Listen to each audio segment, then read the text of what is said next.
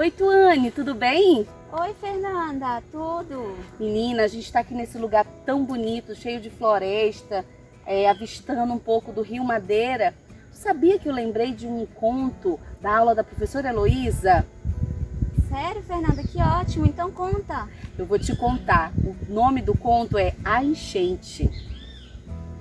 As ondas, como línguas famélicas, infiltravam-se pelas rachaduras da ribanceira, e em pouco tempo um bloco gigantesco de barro despencava-se no rio. Ao cair as águas, abriam-se como boca descomunal, engolindo os pedaços despregados da barranca. Provocavam estrondos violentos, ensurdecedores, que repercutiam como lancitantes uivos da terra mutilada. Geovaldo, da canoa, os olhos cheios e espanto, assistia ao espetáculo que a enchente promovia. Generoso e dócil em outras fases, nesta, o rio, como que assumindo as artes do capeta, transformava-se num monstro apavorante, que nada temia nem respeitava, destruindo o que se colocasse ao seu avanço. Era um Deus poderoso e mau, insaciável na sua sede de domínio, envolvendo em seu manto líquido terras, florestas, plantações e, às vezes, a vida de caboclos humildes que às suas margens se instalavam e ali curtiam. O conto é um gênero caracterizado por ser uma narrativa literária curta, tendo começo, meio e fim da história narrados de maneira breve, porém o suficiente para contar a história completa. Os elementos de um conto são muito importantes. São personagens, narrador, tempo, espaço, enredo e conflito. O conto que nós escolhemos se chama A Enchente, que faz parte do livro de contos A Vingança do Boto, de Arthur Engrácio, publicado em 1995 pela Rio Fundo Editora. A Enchente é um conto de ação, já que neste enredo o acontecimento que predomina é a aventura, que é o centro da narrativa, que neste caso se dá com a enchente que une os personagens, desde o início da problematização até o clímax, que se dá com a chegada da família até a margem do rio.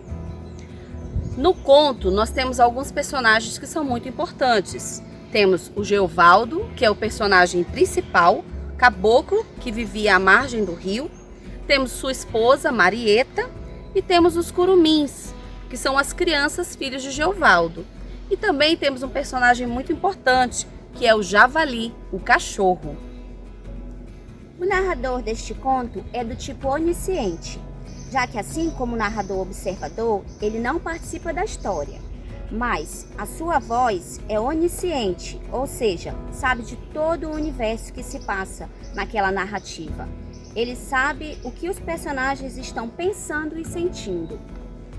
O espaço deste conto é o ambiente amazônico, em uma região ribeirinha, ou seja, às margens do rio e em alguns momentos até no próprio rio.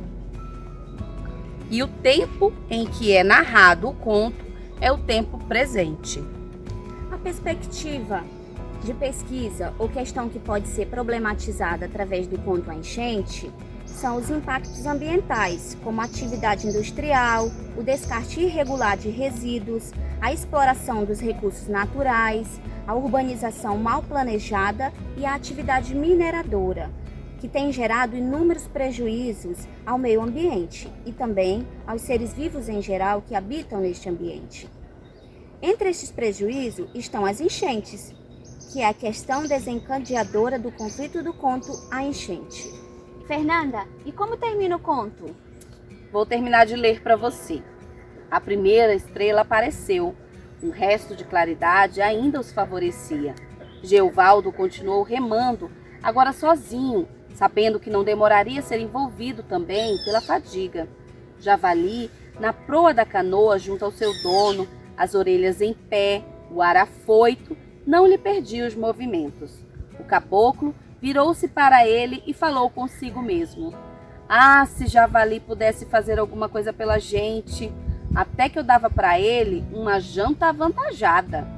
Falou-se e pôs novamente a remar. suado, ofegante, enfrentava a correnteza sem mais esperança de vencê-la. Voltou a pensar na situação, perdido naquela imensidão de água, com a mulher e os filhos, que lhe restava fazer agora? Será que Deus não vinha em seu socorro? De repente, para seu espanto, Javali pegou com os dentes a corda da canoa e atirou-se na água, nadando no rumo do pau. A marcha da montaria começou a aumentar, encurtando a distância que a separava da árvore. Os meninos, surpresos, puseram-se a gritar, atiçando freneticamente o cachorro. Aí, Javali, mais força! Vamos, mais força! Geovaldo, reanimado, pediu à mulher e aos filhos que remassem com ele. Com a ajuda agora do cachorro, eles chegariam decididamente até a árvore, acrescentou, confortando-os. Todos, a um só tempo, meteram os remos na água, aumentando a marcha da montaria, que vencia duramente a correnteza. Chegando à árvore, o pescador retirou rápido a corda da boca do cão e passou-a num galho, amarrando fortemente a canoa. Nessa hora, percebeu que as águas haviam parado de subir. Foi Deus Nosso Senhor que te iluminou, Javali, te dando tanta força assim. Falou comovido, abraçando-se em seguida ao pescoço do cachorro. Marieta e os meninos acarinharam emocionados também o animal, pondo-o no colo e beijando-lhe o focinho e as orelhas repetidas vezes. Depois, Geovaldo colocou o resto dos peixes que sobraram do jantar para Javali e, muito exausto e sonolento, deitou-se. Dormindo, sonhou que estava em casa com tudo em ordem. As galinhas, os pintos, os porcos, as hortas e a verdura. Uma voz anunciava que não haveria mais enchentes.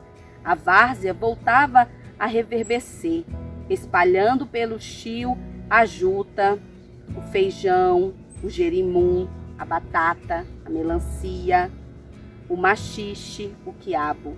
Ele passeava alegre pelo milharal, cujas folhas longas e viçosas, agitadas com o toque da brisa, como que o saudavam a sua passagem. Agora não precisava mais trabalhar, tinha tudo com fartura, era um homem feliz.